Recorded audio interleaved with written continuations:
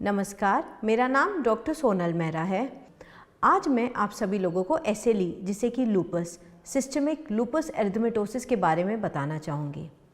SLE एक auto immune बीमारी है जिसमें हमारा शरीर अपने ही शरीर के ऑर्गन के अगेंस्ट कुछ एंटीबॉडीज़ बनाता है। ये एंटीबॉडीज़ हमारे शरीर के अलग अलग ऑर्गन्स पे अफेक्ट करने लगती हैं, जैसे कि लंबे टाइम पे बुखार आने लगना, फीवर चलते रहना, स्किन में रैशेस हो जाना, धूप में जाने में चमड़ी में जैसे फेस पे बटरफ्लाई रैश हो जाना, स्किन में रैशेस आने लगना, ठंडे पानी में उंगलियां सफ़ेद होने लगना, पैरों की उंगलियां भी नीली पड़ जाना। किसी किसी पेशेंट्स को जोड़ों में जकड़न होने लगती है, बाल झड़ने लगते हैं, मुंह में छाले आने लगते हैं, लंबी सांस लेने पे चेस्ट पेन होने लगता है, लंग्स की झिर्री में, फेफड़ों की झिर्री में पानी भर सकता है जिसे कि प्लूरल इफ्यूजन कहते हैं। हार्ट में भी पानी भर सकता है या हार्ट के वाल्व्स में सूजन आने लगती है। कुछ पेशेंट्स में किडनी की तकलीफ़ जिसे कि ब्लड और प्रोटीन लीकेज होने लगता है, जिसके कारण ब्लड प्रेशर बढ़ने लगता है, किडनी फंक्शन में प्रॉब्लम आने लगती है। ब्रेन की भी प्रॉब्लम से पेशेंट आ सकता है, ब्रेन स्ट्रोक हो सकता है, सीजर्स जिसे कि फिट्स वो भी हो सकते हैं, मूड, लो मूड, डिप्रेशन, इरिटेशन, ये सारे लक्षण आने लगते हैं। हाथ में नर्व्स में दिक्कत आने लगती है। कुछ पेशेंट में सिर्फ प्लेटलेट्स कम होने लगते हैं, हीमोग्लोबिन कम होने लगता है। तो ये बीमारी जैसे अलग अलग ऑर्गन्स पे अफेक्ट करती है, एक ही टाइम पे सारे ऑर्गन्स पे इफेक्ट नहीं आता। अगर हम शुरुआत में अगर किसी को ऐसे लक्षण आ रहे हैं तो ये SLE की तरफ जा रहे हैं, जिसकी अर्ली डायग्नोसिस करना ज़रूरी है। ये 15 से 40 साल की लेडीज़ के बीच में होता है।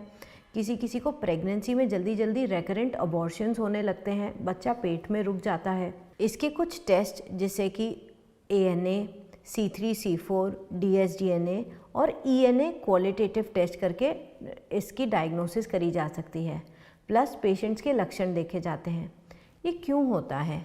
कुछ कारण है जेनेटिक्स, कुछ इन्फेक्शंस है जैसे कि बैक्टीरियल और वायरल, एक्सेसिव सनलाइट एक्सपोजर या स्मोकिंग, अल्कोहल, हार्मोन के फ्लक्चुएशंस और स्ट्रेस से ये बीमारी ट्रिगर हो जाती है।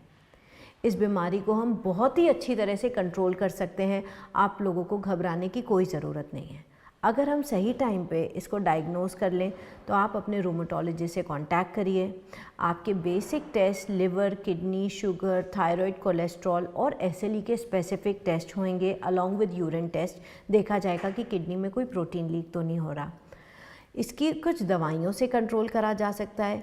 इस बीमारी को रोकने की दवाइयाँ कुछ स्टेरॉइड्स होती हैं, कुछ HCQS और इम्यूनोसप्रेसिव ड्रग्स। पेशेंट इम्यून की दवाइयाँ लेने से डरते हैं, मगर हमारी जो बॉडी की ऑटो इम्यूनिटी, जो कि हमारी ख़राब वाली इम्यूनिटी है, जो हमारे ही शरीर के ऑर्गन्स को टारगेट करी है, उसको हमें रोकना पड़ेगा।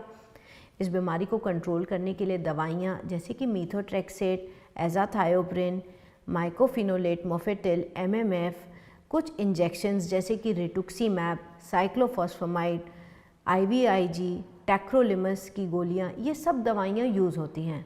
कुछ लोग बीच में इलाज छोड़ के ऑल्टरनेटिव मेडिसिन पे चले जाते हैं और फिर ये बीमारी लौट के आती है। इस बीमारी को हम बहुत ही अच्छी तरह से कंट्रोल कर सकते हैं। अच्छी बात यह है कि आप बिल्कुल नॉर्मल लाइफ व्यतीत कर सकते हैं, आप प्रेगनेंसी कर सकते हैं, बस आपको एक रूमेटोलॉजिस्ट की मॉनिटरिंग में रहना है। इस बीमारी को हम अर्ली स्टेज में कंट्रोल कर लें तो ये किसी भी हमारे ऑर्गन के डैमेज करने से रोक सकते हैं। अगर आपको कोई भी क्वेरीज़ हैं तो आप कॉल या व्हाट्सएप कर सकते हैं। Thank you so much.